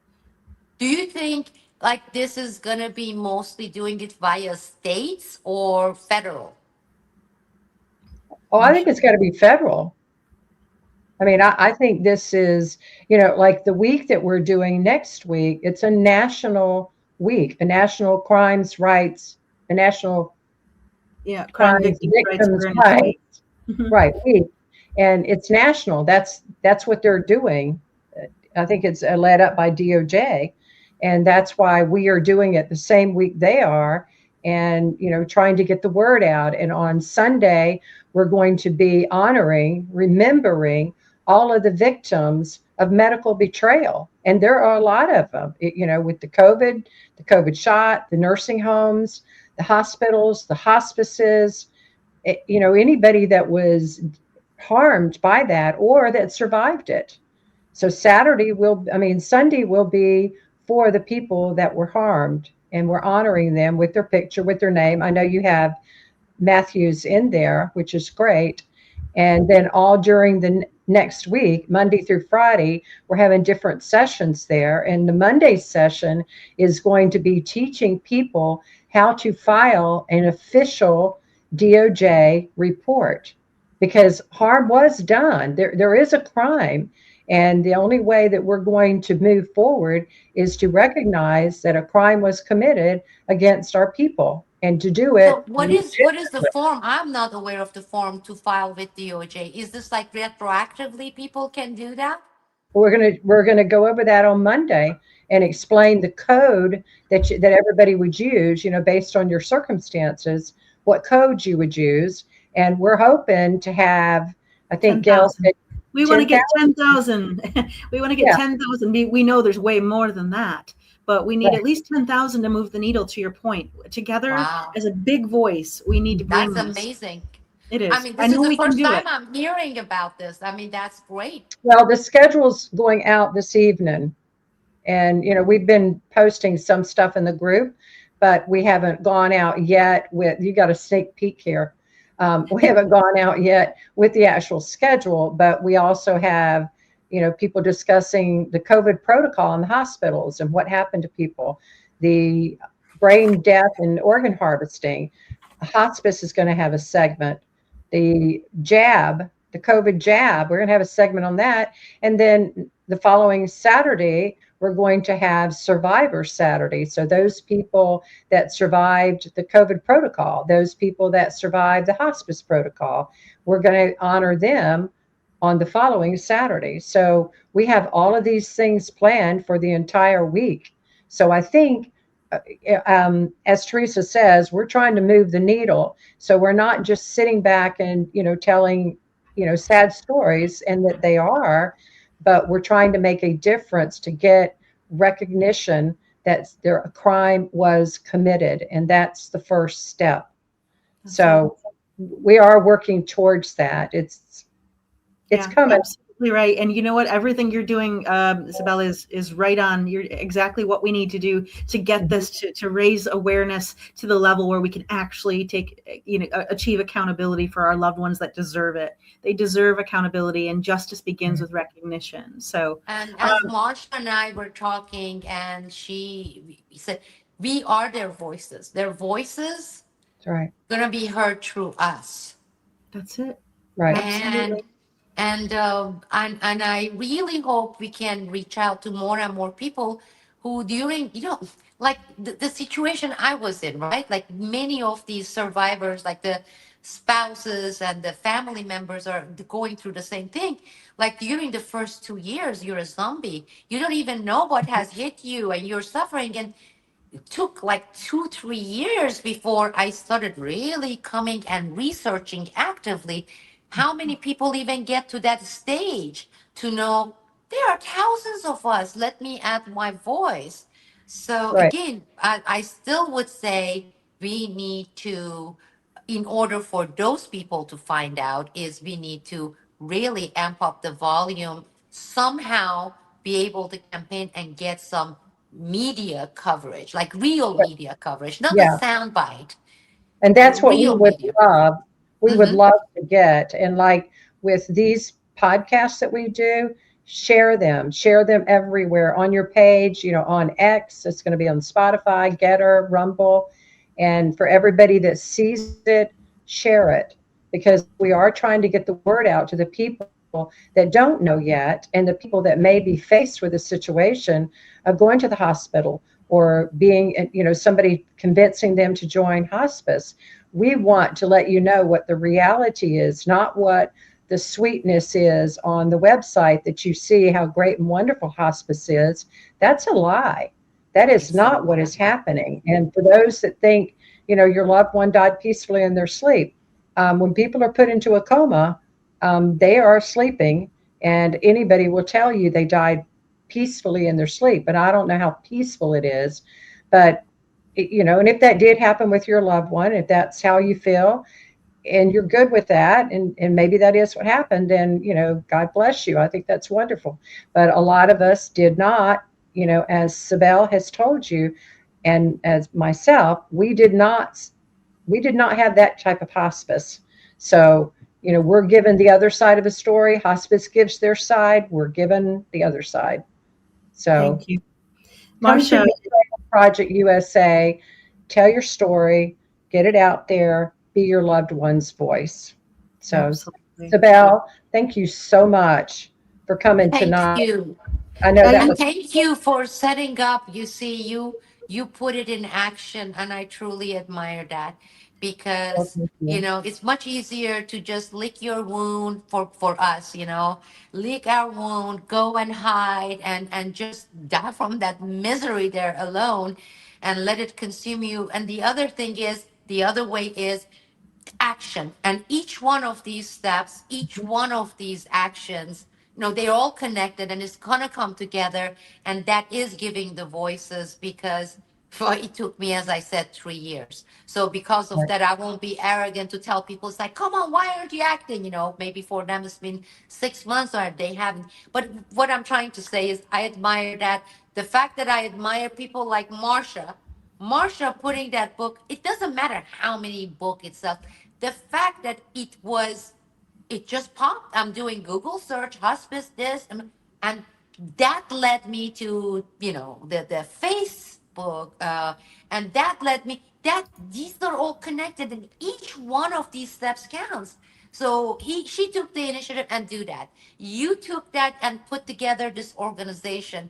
This is when I get like this hope kind of budding in my Good. heart and saying, yes, yes, yes, Yes. it's hard. It's really hard. There's such resistance from the enemies or the other side there. But if we are in a better position than we were 2 years ago, before her book, before that Facebook, and before you set up this organization. Right. And hopefully I will get this somehow, find a way to make this as a feature document, something that would put it out there. I don't want it to be like, oh, this is what happened. I want somebody who can do it with the attention span being very short and small, nowadays, to the effective way of putting it, not just putting it out there. So I'm thankful to you. And again, thank you for inviting me. It was a Thank you. pleasure.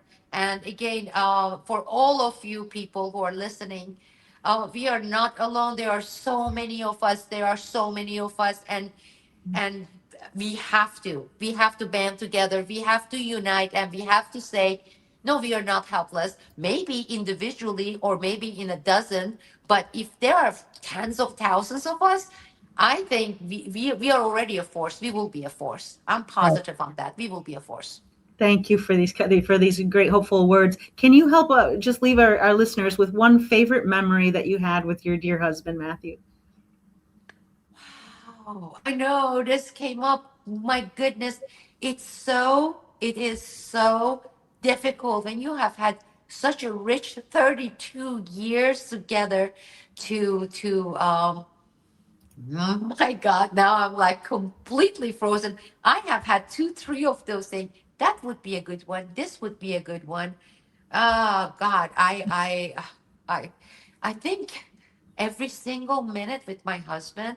I know people have ups and downs during the marriage and uh, everything, but it's just And I was Ella, so fortunate with Ella. and the fact that you I got Ella. Yeah. absolutely. It's I I can't, just like I feel like my whole 32 years has been, every minute of it is there are too many and I can't right now distinguish one. That's just amazing. I can't think of any right now because there are so many. Does that make sense? It does. And you know what? Your husband he was a very lucky man to have you and still have you as his voice and his family, his beautiful family. You are his legacy and you are going to continue to shine the light to make sure that this never happens to anyone else again. I know that you're a fighter and you have a team on your side. You have Betrayal Project USA and our advocacy network. You will never be alone again to fight this beast. Right. We thank you, Sibel, for taking the time and the extraordinary detail that you put together in a very succinct way for people to follow your story.